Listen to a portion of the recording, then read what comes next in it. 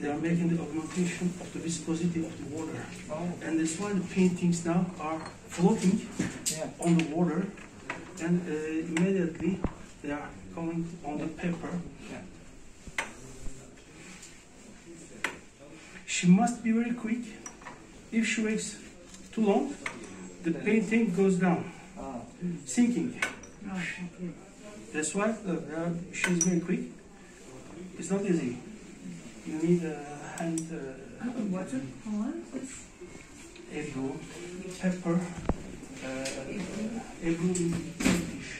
In Turkish we call it Ebru, but international name is paper marbling. Paper marbling. Looks like a meditating. Oh yeah, she's meditating. Yeah. Especially we use this art. Especially we use this art in the decoration of books. Yeah.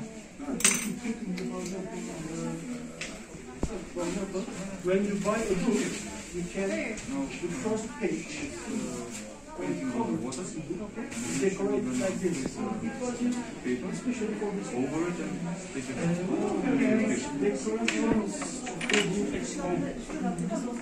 Here? The secret of this art is to make water more viscous, dense, density.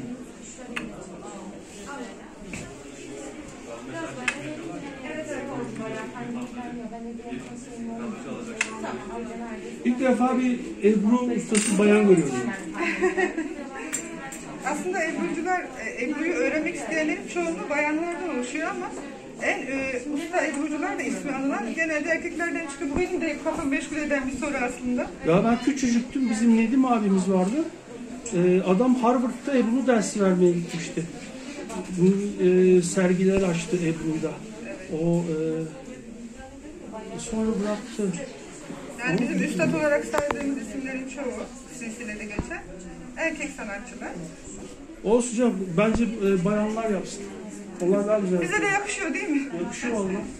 Buraya da bir yavru papatya yapalım. Once again a daisy.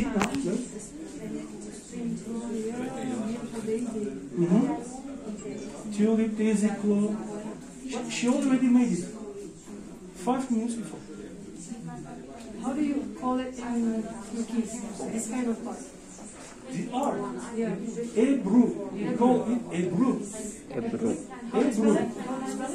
E-B-R-U. Ebru. Yazılı bir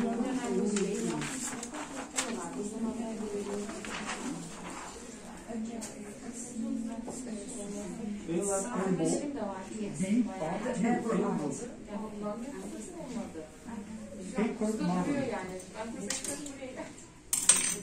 This part is very delicate. It's not easy to do this. When you do this, when you make it, it's not easy. You should put without problem all the materials.